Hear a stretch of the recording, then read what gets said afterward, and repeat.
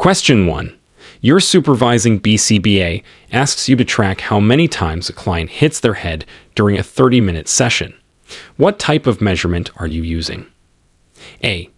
Latency. B. Duration. C. Frequency. D. Interresponse time, IRT.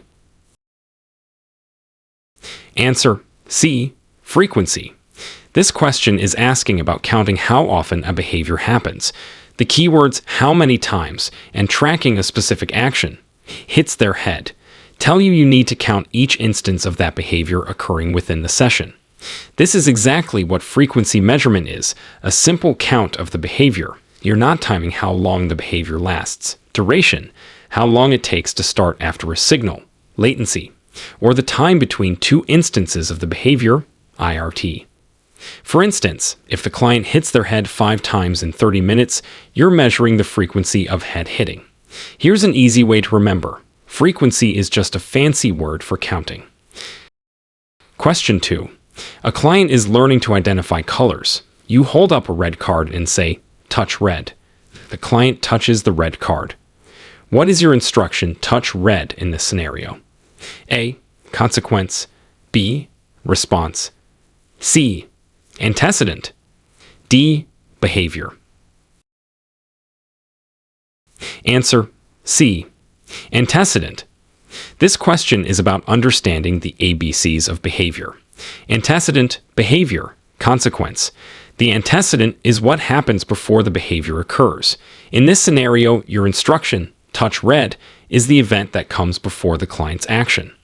The client's action of touching the card is the behavior or response, and whatever happens right after that, like praise, is the consequence.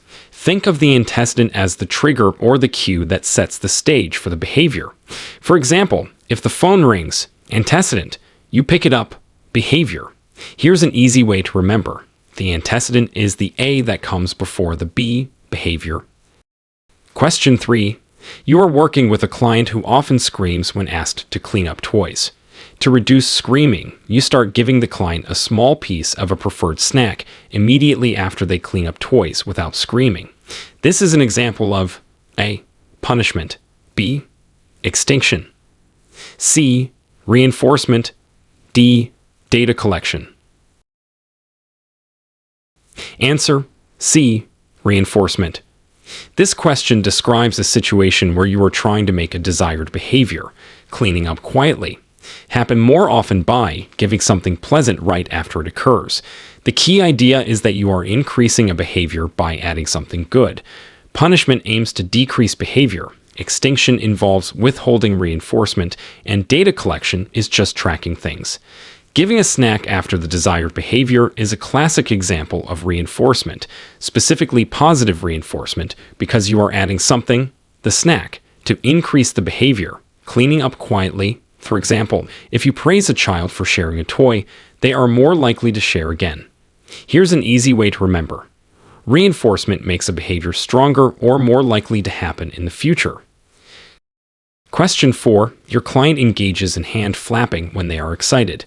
Your BCBA wants you to reduce this behavior by no longer providing attention when the client hand flaps. This strategy is called A. Timeout. B. Response cost. C. Extinction.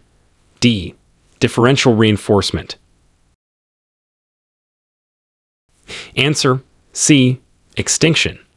This question is about a method to decrease a behavior by removing the reinforcer that was previously maintaining it. The keyword here is no longer providing attention, and the goal is to reduce this behavior. If the hand flapping was happening because it got attention and you stopped giving attention for it, you are implementing extinction. You are breaking the connection between the behavior and the reward, attention. Timeout involves removing access to reinforcement. Response cost is taking away a reinforcer, and differential reinforcement involves reinforcing other behaviors. If the client used to flap and you say, "Hey, quiet hands," and now you just ignore it, you're using extinction for attention-maintained behavior. Here's an easy way to remember. Extinction is like turning off the tap on the behavior's reward water, so the behavior eventually dries up. Question 5. When teaching a new skill, you break it down into smaller, manageable steps. This process is known as A. Shaping, B. Chaining, C. Discrimination, D. Generalization. Answer: B. Chaining. This question describes the technique of taking a complex skill and breaking it down into a series of simpler steps that are taught in a specific order. The phrase "break it down into smaller, manageable steps" is the core idea of chaining. Shaping involves reinforcing closer and closer approximations of a single behavior. Discrimination is teaching a client to respond differently to different stimuli. Generalization is the behavior happening in new situations or with new people. Chaining is used for skills like washing hands, getting dressed, or making a sandwich, where one step leads to the next. Here's an easy way to remember. Think of the steps as links in a chain, each one connecting to the next to form the complete skill. Question 6. What is the primary purpose of baseline data? A. To show the client's progress after intervention starts. B. To determine the client's skill level before intervention begins. C. To figure out why a behavior is happening. D. To compare the client's performance to others. Answer: B. To determine the client's skill level before intervention begins. Baseline data is the information you collect about a behavior or skill before you start trying to change it. The keyword baseline means the starting point or the initial level. You collect this data to see how often a behavior happens or how well a skill is performed naturally without any specific teaching or behavior plan in place.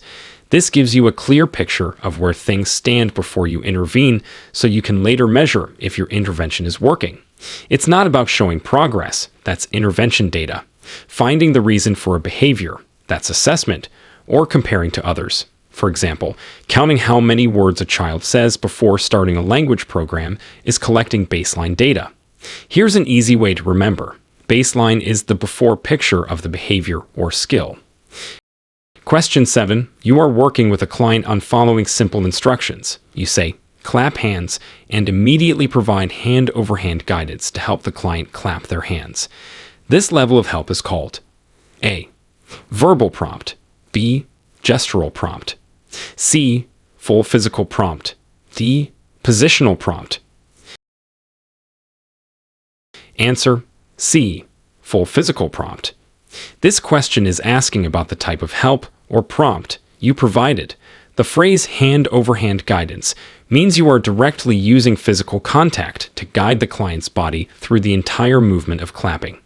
This is the most intensive type of physical prompt because you are providing complete physical assistance. A verbal prompt is giving a spoken cue. A gestural prompt is pointing or making a gesture. A positional prompt is placing the correct item closer to the client.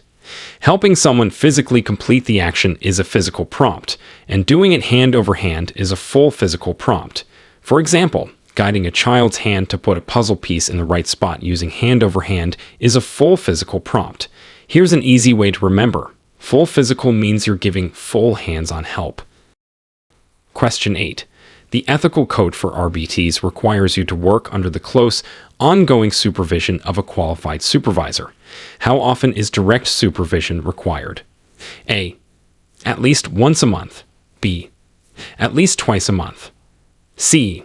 At least weekly. D. At least daily. Answer: B. At least twice a month. This question is about the specific supervision requirements for RBTs according to the Behavior Analyst Certification Board, BACB. Ethical Code. RBTs must receive supervision for at least 5% of the hours they work providing behavior services per month, and a specific portion of that, at least half, must be direct, meaning the supervisor is observing you working with clients or clients themselves. The code states that direct supervision must occur at least twice per month. The total supervision hours must also include at least 2 face-to-face contacts per month. This ensures you receive regular guidance and support in your practice. Here's an easy way to remember. You need supervision at least 2 times a month, like seeing your supervisor on the 1st and 15th. Question 9. You are teaching a client to point to pictures of animals. You show pictures of a dog, cat, and bird. You say, "Point to dog." The client points to the cat. How should you respond immediately? A. Say no, that's a cat, and prompt them to the dog. B. Ignore the incorrect response and immediately remove the pictures. C. Provide a consequence for the incorrect response. D. Simply correct the error and represent the instruction. Answer. D. Simply correct the error and represent the instruction. This question is about how to handle an incorrect response during skill acquisition teaching. In teaching, the focus is on helping the client learn the correct response, not punishing the incorrect one. The best practice is typically to stop any reinforcement, correct the error, like prompting them to the correct answer, and then immediately represent the instruction to give them another chance to get it right, potentially with more help this time. Saying no, that's a cat is okay, but just correcting and giving another chance to get it right is a standard procedure often called error correction or represent. Ignoring the response doesn't help them learn, and punishing errors isn't the goal in teaching new skills. For example, if a child says doggy for a cat picture, you'd show the cat picture again and say cat, maybe prompting them to say it, then show it again and ask them to label it. Here's an easy way to remember. When they make a mistake while learning, help them fix it and try again right away. Question 10. Which of the following is not a common function of behavior in ABA? A. Escape/avoidance. B. Attention. C. To get tangibles/activities. D. Punishment. Answer. D. Punishment. This question asks you to identify something that is not a typical reason why a behavior happens, its function. In ABA, the four main functions of behavior are usually described as getting attention from others, escaping or avoiding something unpleasant, getting access to tangible items or preferred activities, and automatic reinforcement, sensory input that feels good. Punishment is a consequence that decreases a behavior, not a reason for why the behavior occurred in the first place. People don't engage in behavior to get punished. They engage in behavior because it works for them in one of those other ways. For example, a child might scream, behavior, to get a toy, tangible, to avoid cleaning up, escape, or because it gets mom's attention, attention. The screaming wasn't for the purpose of being punished. Here's an easy way to remember. The function is why they do it, and punishment is what happens after that makes it less likely to happen again. Question 11. You are using a visual schedule with a client. This is an example of what type of support? A. Reinforcer. B. Antecedent control procedure. C. Consequence strategy. D. Punishment. Answer. B. Antecedent control procedure. This question asks about the role of a visual schedule in influencing behavior. A visual schedule is put in place before a behavior occurs to help guide the client or make expectations clear. It changes the environment before the behavior happens. Procedures that modify the environment or add cues before a behavior are called antecedent control procedures. They aim to make desired behaviors more likely or undesired behaviors less likely by changing what happens before the behavior. Reinforcers and consequences happen after the behavior. Punishment is a specific type of consequence aimed at decreasing behavior. A visual schedule is used to help a client know what's coming next, which can reduce anxiety or prompt transitions, thus influencing behavior by changing the antecedent. For example, showing a picture of snack time before snack time helps the client know what's happening. Here's an easy way to remember. Antecedent strategies happen before the behavior, like putting a visual reminder up before you start a task. Question 12. During a session, your client has a severe behavior outburst that puts themselves and you at risk. According to ethical guidelines, what is your primary responsibility in this situation? A. Continue with the planned lesson to maintain consistency. B. Ensure the safety of yourself and the client. C. Immediately call the client's parents for guidance. D. Attempt to implement a new behavior reduction strategy. Answer. B. Ensure the safety of yourself and the client. This question is about ethical responsibilities, specifically regarding safety during a crisis. When a behavior poses a risk of harm, the absolute priority is always safety. This means taking steps to prevent injury to the client, yourself, and anyone else nearby. While consistency, parent contact, and behavior strategies are important in other contexts, ensuring immediate safety overrides other goals in a crisis. You should use crisis management techniques you've been trained in and follow your company's safety protocols. For example, if a client is trying to run into a busy street, your first action is to safely prevent them from doing so, even if it means stopping the scheduled activity. Here's an easy way to remember: safety first. Always prioritize safety when there's a risk of harm. Question 13. You are teaching a client to identify objects by their function. You hold up a spoon and ask, "What do you eat with?" You are teaching the client to respond based on A. Listener responding by feature, LRFF. B. Listener responding by class, LRFF. C. Listener responding by function, LRFF. D. Receptive identification of function, RIF. Answer: C. Listener responding by function, LRFF.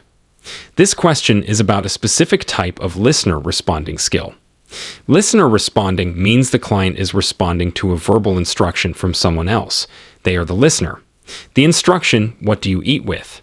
is asking the client to identify an object based on what it's used for, which is its function. Therefore, you are teaching listener responding by function. LRFF stands for listener responding feature, function, or class. Features are physical characteristics, like color or shape. Function is what it does or is used for, and class is the category it belongs to, like animal or food. Asking, "What do you eat with?" is directly asking about function. Here's an easy way to remember. If the question asks, "What does it do?" or "What do you use it for?" you're teaching function.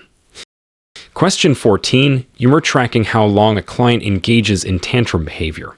You start your timer when the tantrum begins and stop it when it ends. What type of measurement is this? A. Frequency.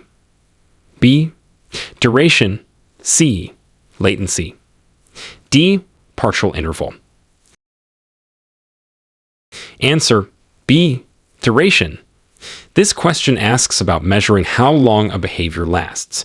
The key phrase is how long a client engages in tantrum behavior, and you are timing from the start to the end of the behavior.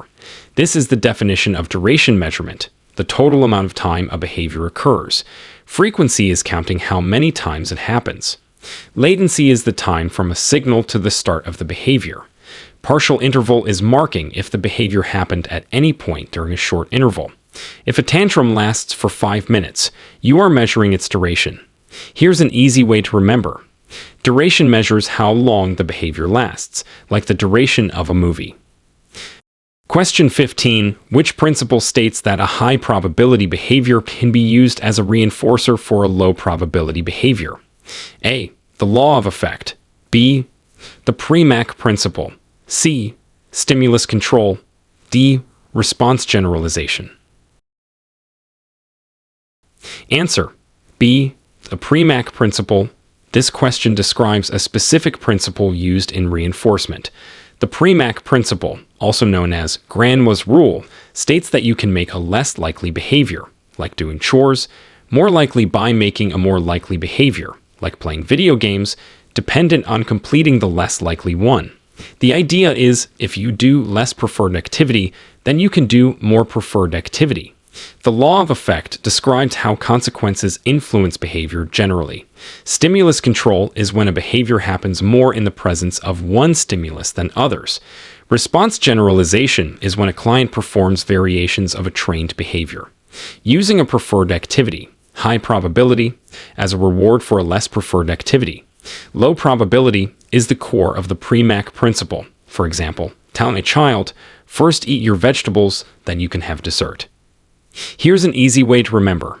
Premack principle is like telling yourself, "First work, then play." Question 16. You are conducting a free operant preference assessment. What are you doing? A. Asking the client which items they like from a list. B. Presenting 2 items at a time and seeing which the client chooses. C. Allowing the client access to a variety of items and seeing which they interact with and for how long. D. Having the client rank items from most to least preferred. Answer: C. Allowing the client access to a variety of items and seeing which they interact with and for how long. This question is asking about a specific method of finding out what a client likes, a preference assessment. In a free operant preference assessment, you don't present items or choices in a structured way. Instead, you simply put out a bunch of potential reinforcers and let the client move around and interact with whatever they want, observing which items they go to and how much time they spend with each. This helps identify items the client will freely choose when they aren't forced to choose between limited options.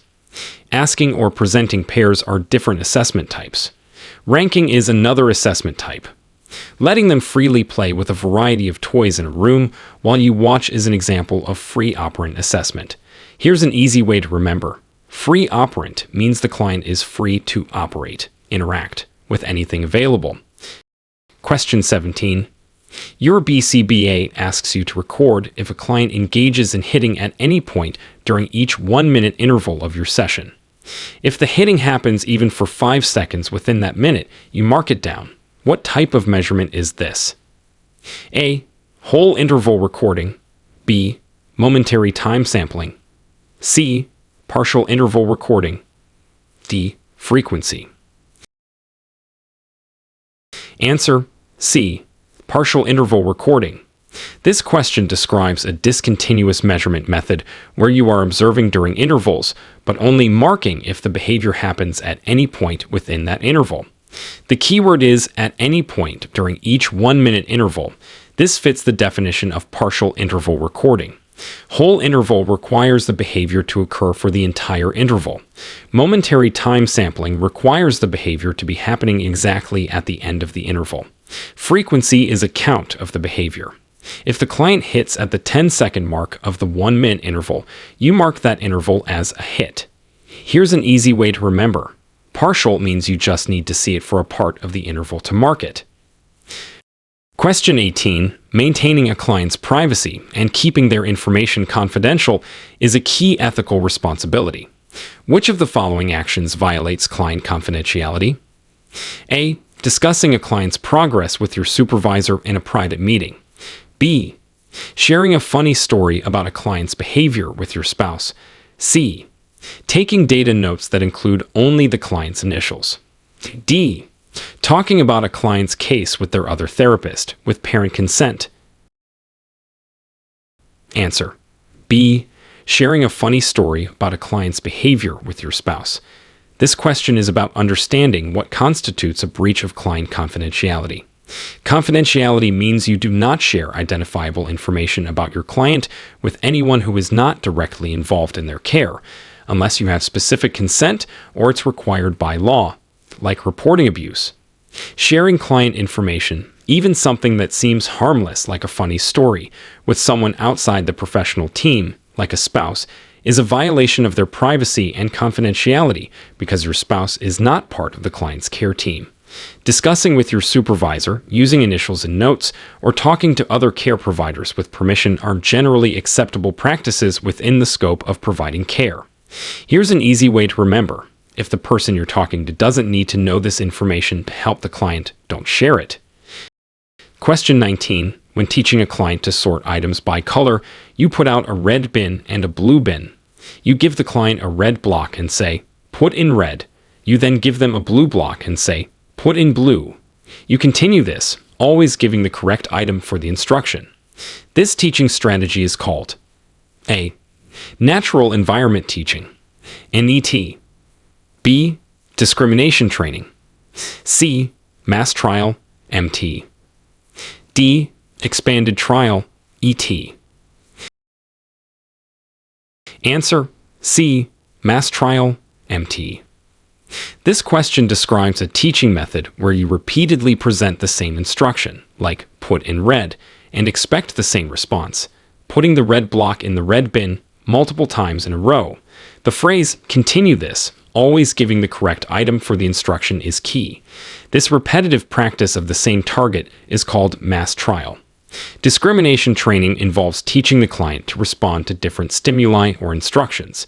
Net happens in the client's natural environment. Expanded trial involves introducing distractors and varying the target within trials.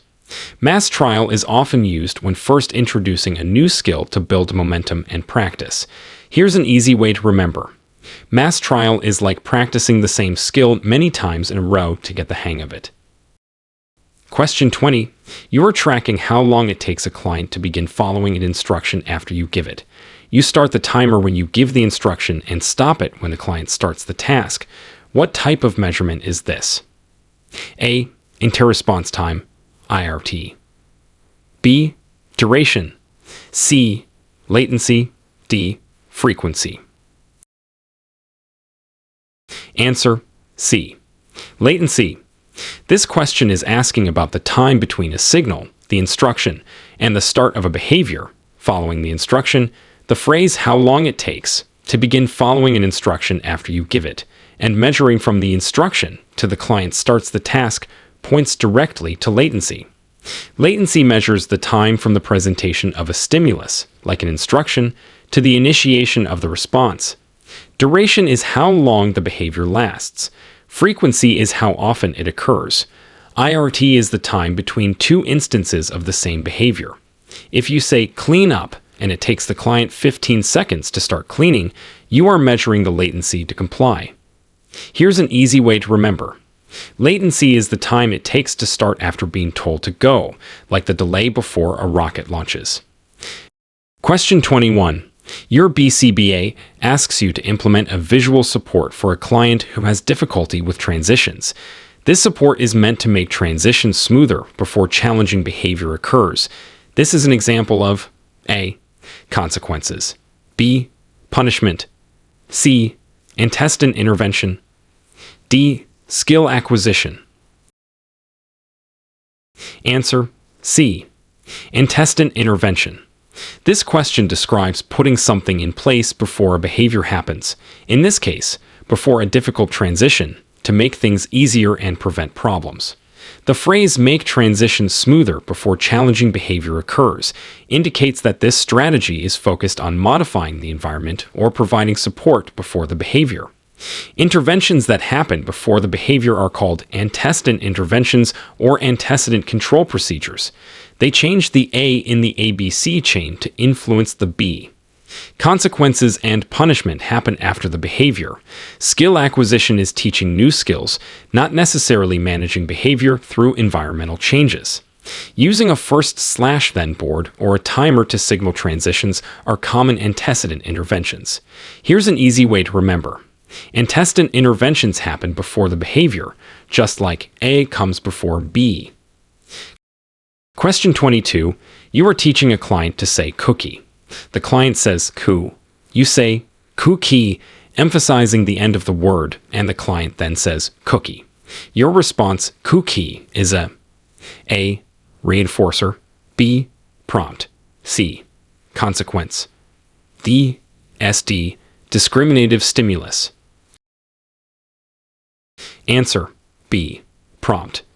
This question is asking about the type of help you provided to guide the client to the correct response.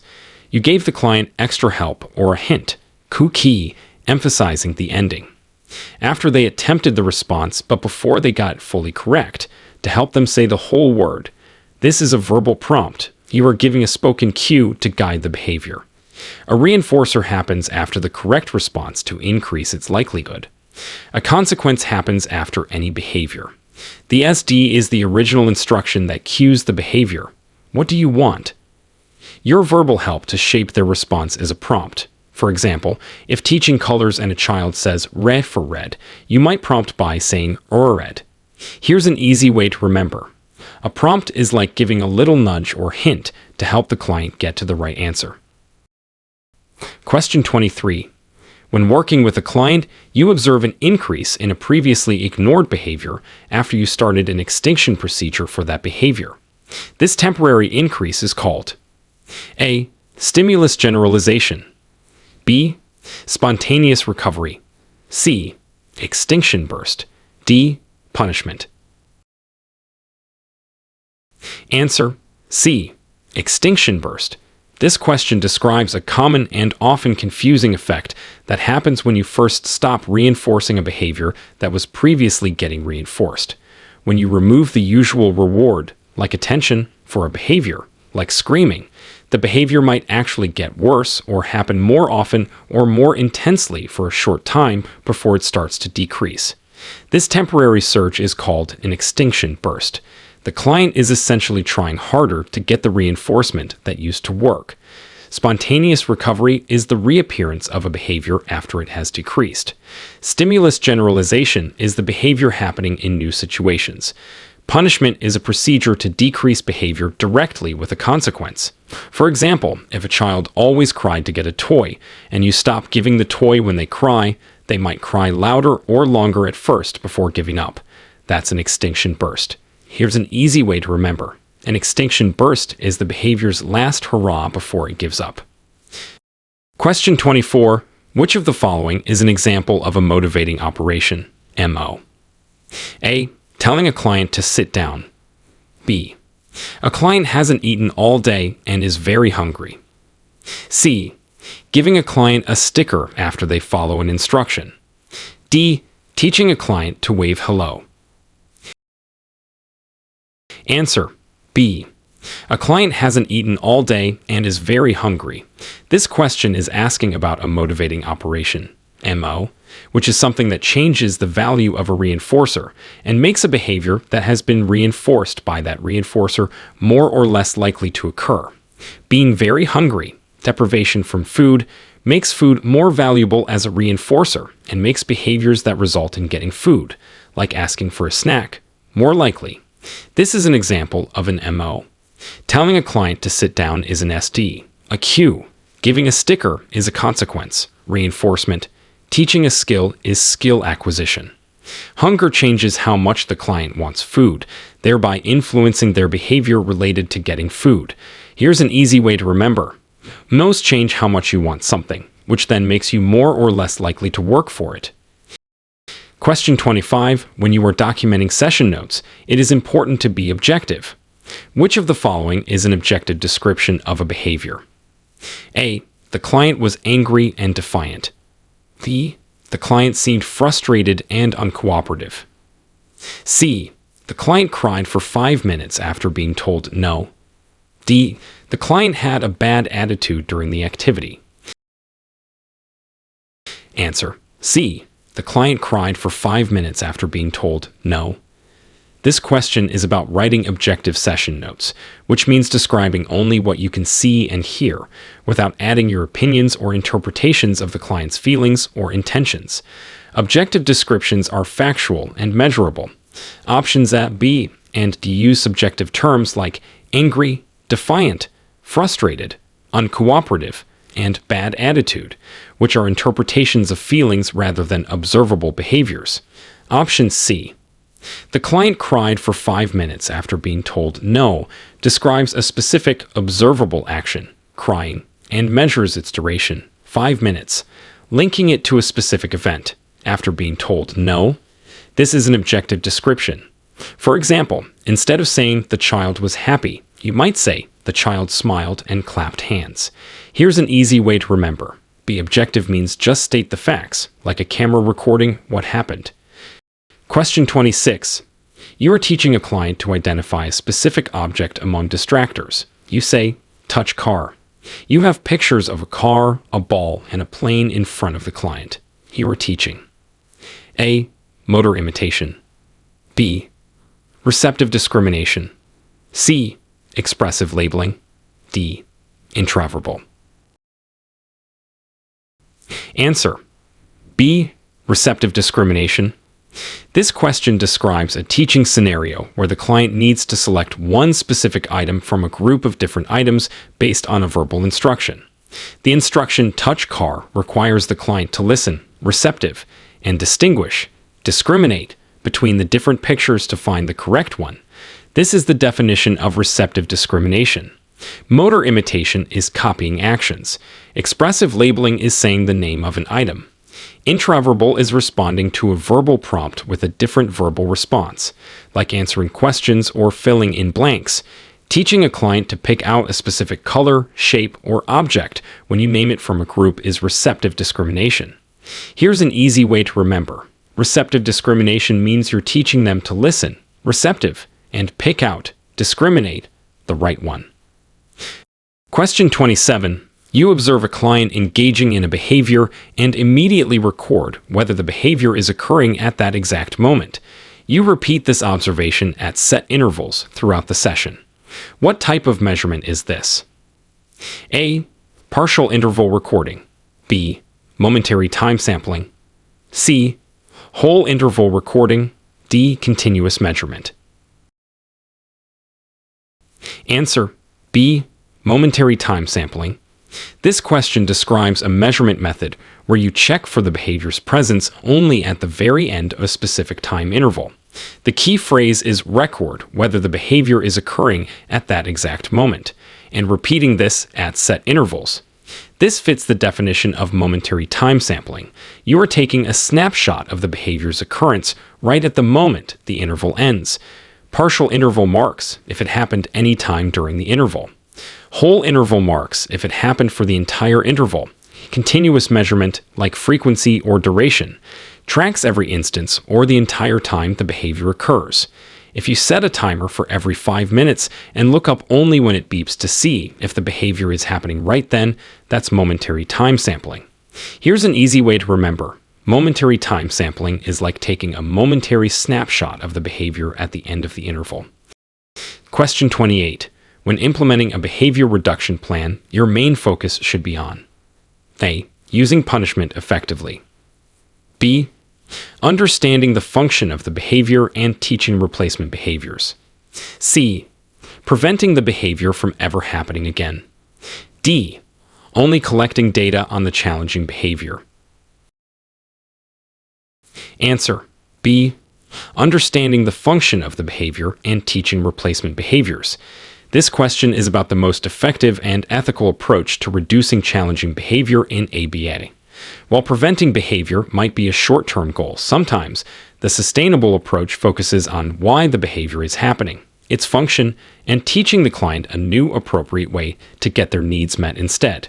A replacement behavior: simply using punishment isn't the primary focus and can have side effects. Preventing it entirely without addressing the function doesn't teach the client what to do. Only collecting data on the problem behavior isn't enough. You also need data on replacement behaviors. The core principle is to teach the client a functional equivalent, an acceptable behavior that serves the same purpose as the challenging behavior. For example, if a child screams for attention, teach them to say, "Excuse me," replacement behavior, to get attention, function.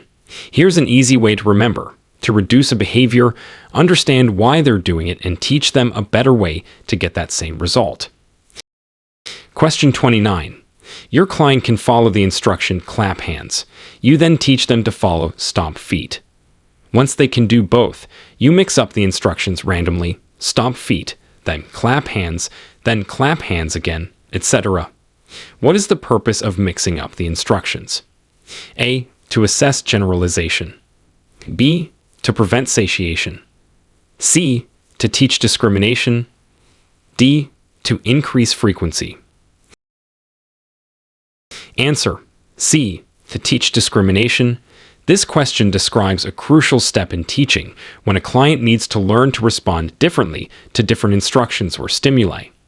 Mixing up different instructions that require different responses, like clap hands vs. stomp feet, is done to ensure the client isn't just responding randomly or based on the last instruction, but is actually listening to and discriminating between the specific instructions. They need to learn to respond appropriately to one stimulus, the sound clap hands, but not when they hear a different stimulus, stomp feet. This mixing proves they can tell the difference. Assessing generalization happens when they do the behavior in new situations. Satiation is getting tired of a reinforcer. Increasing frequency is about how often a behavior happens. Mixing instructions is specifically for teaching the client to discriminate between them. Here's an easy way to remember. Mixing things up helps them learn to discriminate or tell the difference between what you're asking for. Question 30. Which document outlines the client's goals, objectives, and the strategies you will use during sessions? A. Session notes. B. Behavior intervention plan, BDP, or treatment plan. C. Incident report. D. Data sheet. Answer. B. Behavior intervention plan, BDP, or treatment plan. This question asks about the main document that guides your work with a client, detailing what you are working on and how you are going to do it. The behavior intervention plan, BAP, or the broader treatment plan, is the document created by the BCBA that contains all the essential information about the client's program, including the target behaviors, the skills being taught, the methods for teaching, and the strategies for managing challenging behaviors. Session notes are your daily records. An incident report is for unexpected events. A data sheet is for recording specific data. The BIP/treatment plan is your blueprint for the client's program. Here's an easy way to remember. The BIP is your plan for how to intervene and work with the client. Question 31. Reinforcement is most effective when delivered. A. At the end of the session. B. As soon as possible after the desired behavior occurs. C. Only occasionally to keep the client motivated. D. Before the desired behavior occurs. Answer. B. As soon as possible after the desired behavior occurs. This question is about the timing of reinforcement, which is crucial for it to be effective. For reinforcement to work best, especially when teaching new skills or trying to increase a specific behavior, it should be delivered immediately after the desired behavior happens. The closer the reinforcer is in time to the behavior, the clearer the connection is for the client, making it more likely they will repeat that behavior. Delivering reinforcement at the end of the session or occasionally makes the link between the behavior and the reward weak or unclear. Delivering it before the behavior isn't reinforcement. Think of giving a child a sticker immediately after they put away their toy. They quickly learn that putting away the toy earns a sticker. Waiting too long weakens that learning. Here's an easy way to remember. Reinforce right away to make the connection clear. Question 32. You are working with a client who engages in spitting. Your BCBA has developed a plan that includes reinforcing the client for every 5 minutes that they do not spit. This is an example of A. Differential reinforcement of other behavior. DRO. B. Differential reinforcement of alternate behavior. DRA. C. Differential reinforcement of incompatible behavior. DRI. D. Response cost. Answer. A. Differential reinforcement of other behavior. DRO. This question describes a specific type of differential reinforcement procedure.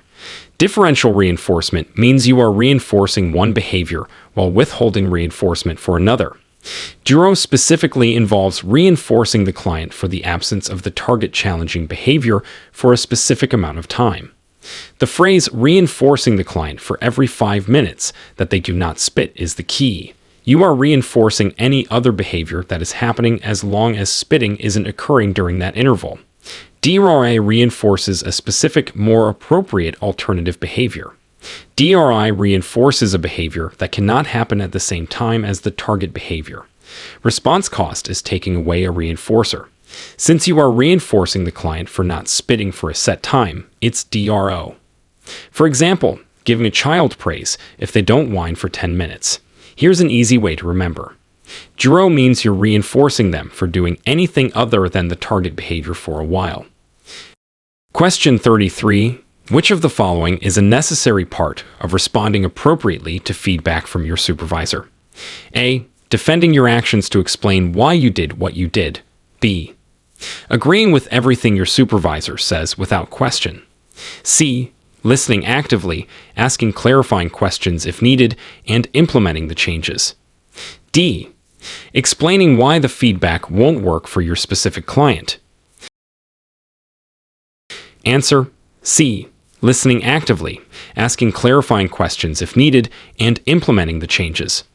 This question is about professional conduct and how to handle supervision and feedback. Responding appropriately to feedback involves being open to learning and improving.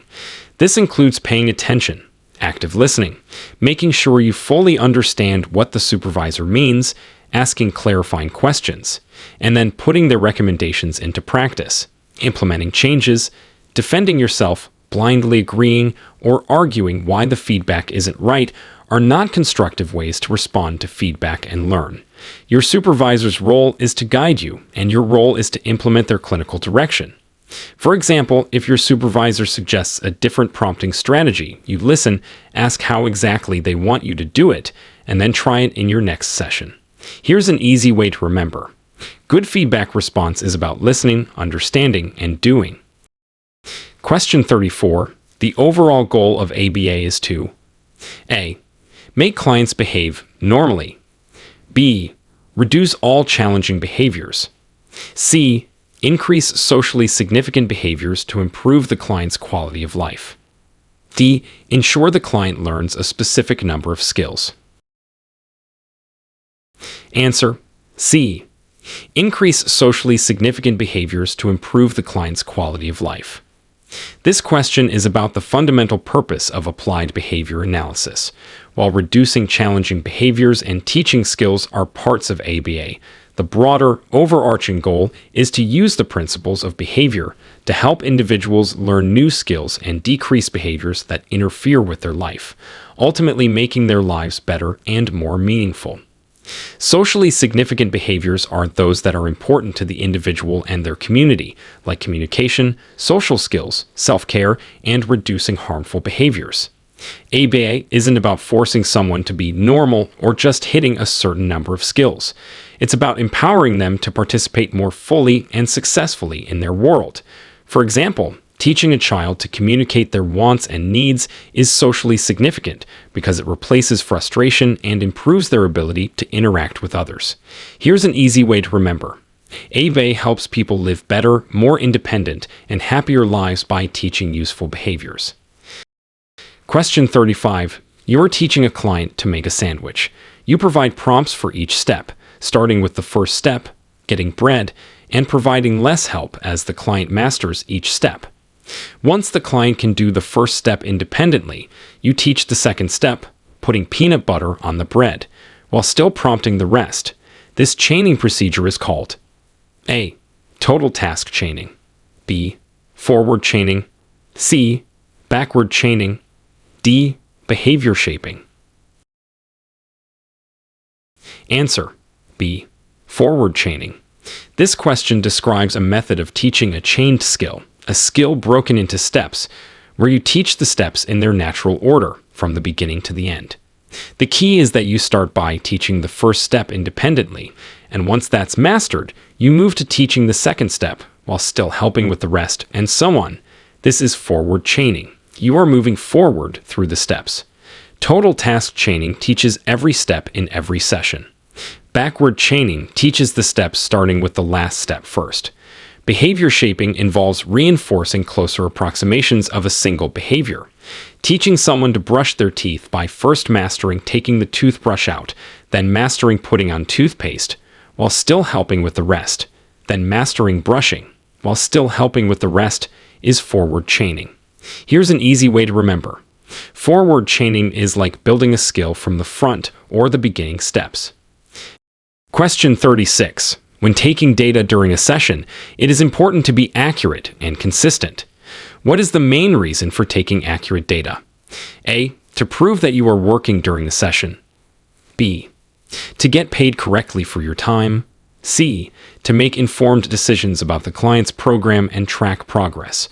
D. To show the parents exactly what happened during the session. Answer: C.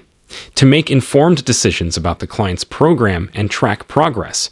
This question asks about the primary importance of collecting good data in ABA. Data is the foundation of ABA. It tells us if our interventions are working and if the client is making progress. Accurate data allows the BCBA to analyze trends, Determine if a strategy is effective. Decide if goals need to be adjusted, and make informed clinical decisions about the client's program. While documenting your work, billing, and communicating with parents are important parts of the job, the core reason for data collection is to objectively measure behavior change and guide clinical practice. If your data isn't accurate, the decisions made based on that data might not be the best for the client. Here's an easy way to remember. Data is like a map. It tells you where you are, where you've been, and whether you're moving towards your destination, the client's goals. Question 37. Which term refers to the increase in the value of a reinforcer due to deprivation? A. Satiation. B. Abolishing operation. AO. C. Establishing operation. EO. D. Discrimination. Answer. C. Establishing operation. EO. This question is asking about a specific type of motivating operation, MO. And MO is something that changes how much you want a reinforcer and how likely you are to do behaviors that lead to that reinforcer. An establishing operation, EO, is a type of MO that increases the effectiveness of a reinforcer, deprivation, not having access to something for a while, like food or a favorite toy, is a classic example of an EO because it makes that item more valuable and thus more reinforcing.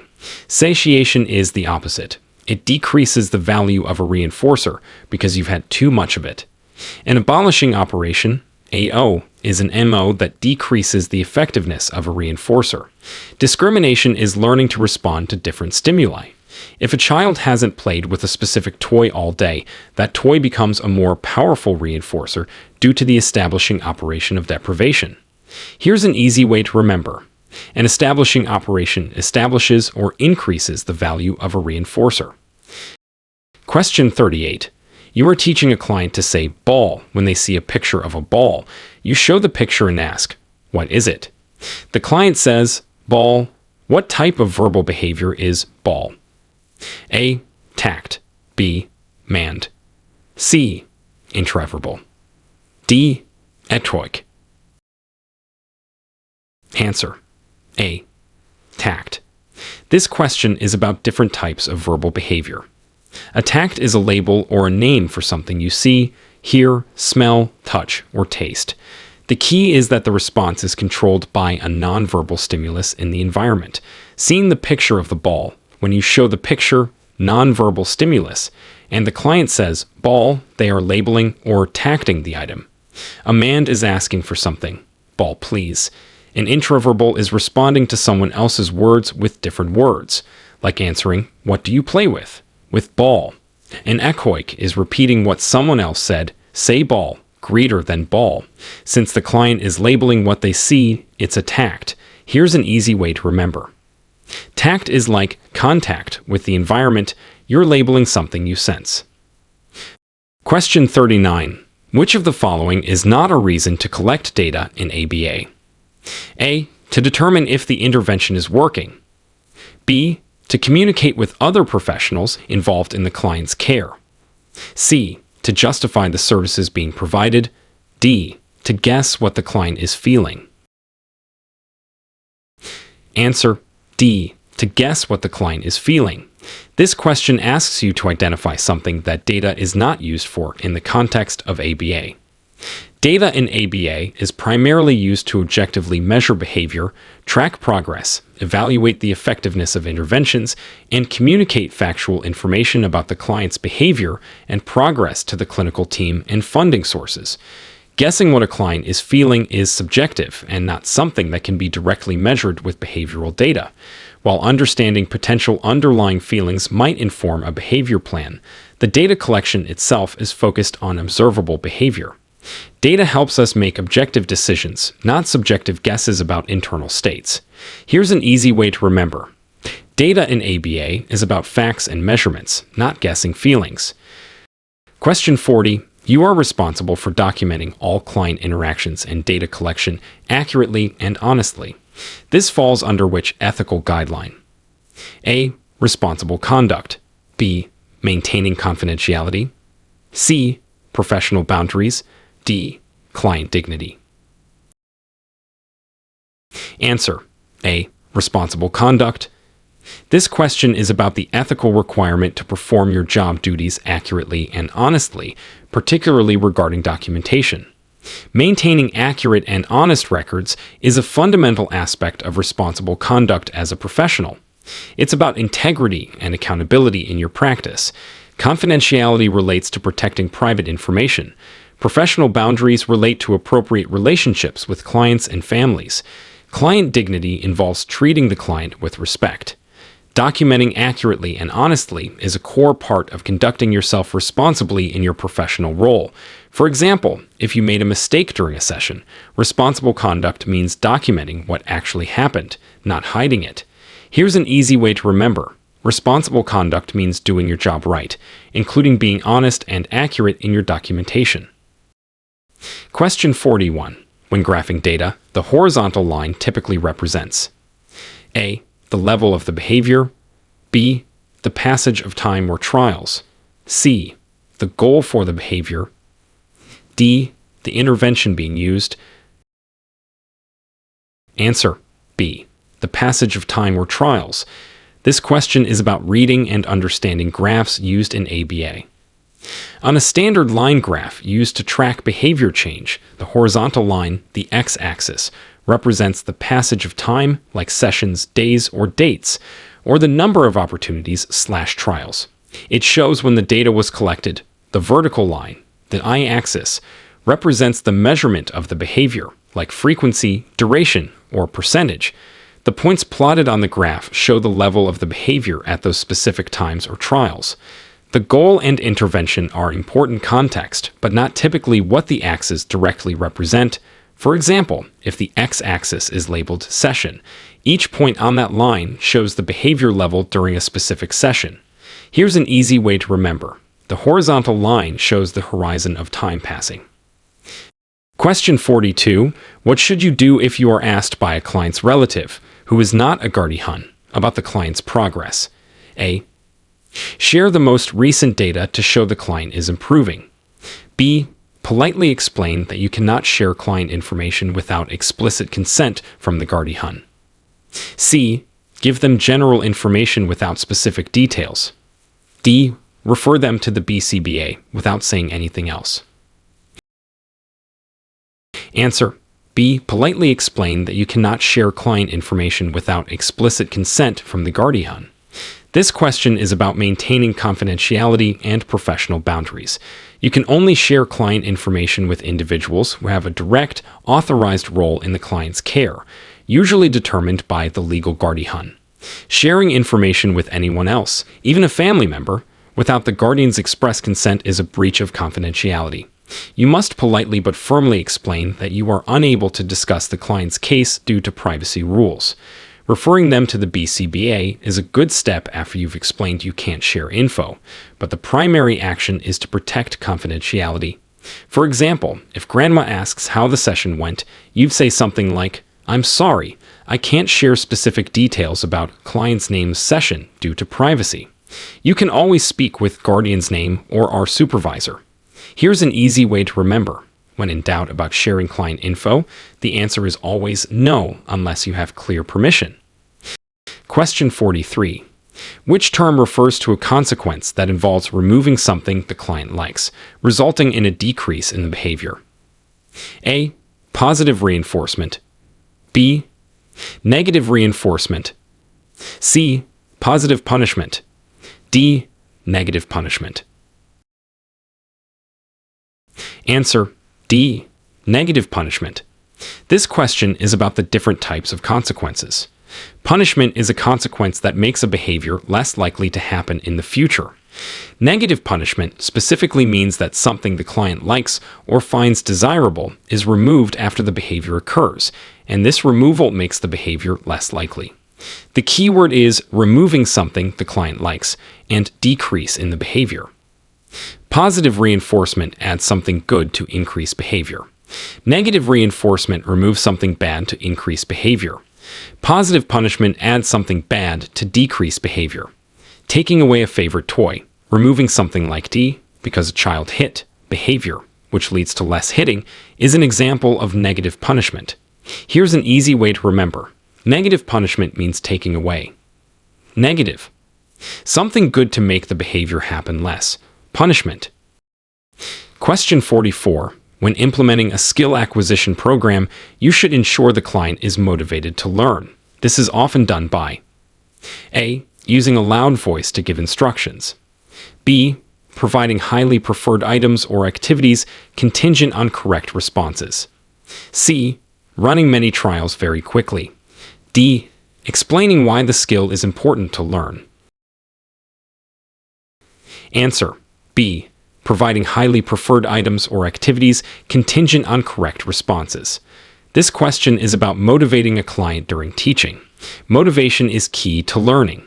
In ABA, motivation is often increased by using reinforcement, giving the client something they really like, highly preferred items or activities, right after they perform the desired behavior, correct response. This makes them more likely to try again. A loud voice or fast pace doesn't necessarily motivate. Explaining why a skill is important might work for some older clients, but for many, especially those with developmental delays, the immediate, tangible reward is the most effective motivator. Using toys, snacks, praise, or access to activities they love as rewards for participation and correct responses is a standard way to build motivation. Here's an easy way to remember. Use what the client loves as a reward to make learning motivating. Question 45. You are teaching a client to wave goodbye. When you say, "Bye-bye," the client waves. Later, you notice the client also waves their hand when someone says, "See you later," or "So long." This is an example of A. Stimulus generalization. B. Response generalization. C. Discrimination. D. Extinction. Answer. A. Stimulus generalization. This question describes a situation where a behavior, waving goodbye, occurs in the presence of different, but similar, cues or instructions. Saying, "Bye-bye," "See you later," "So long."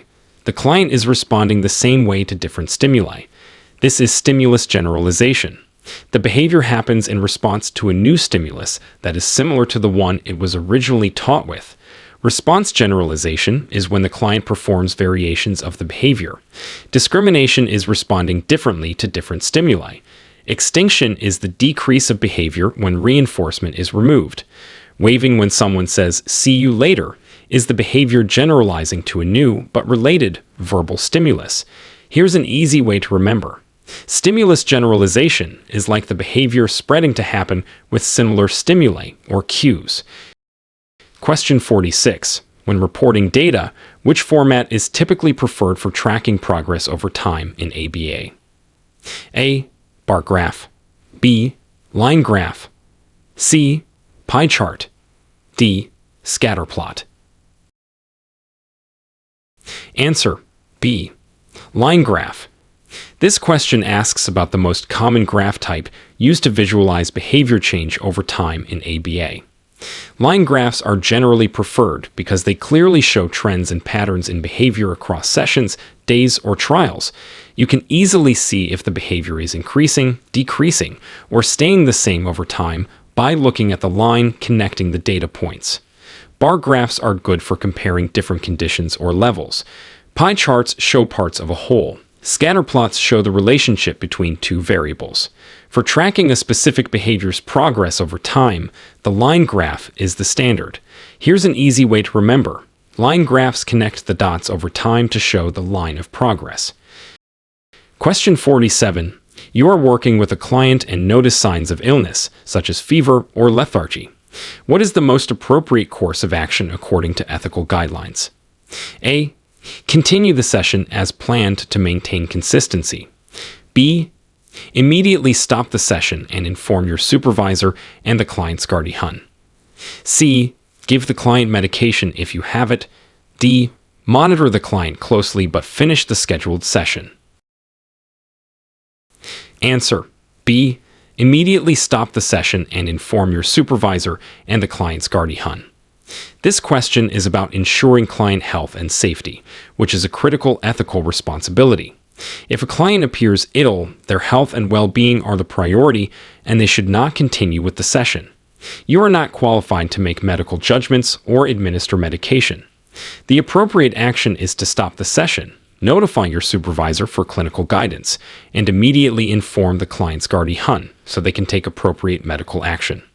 Continuing the session or just monitoring them puts the client at risk and is not appropriate professional conduct.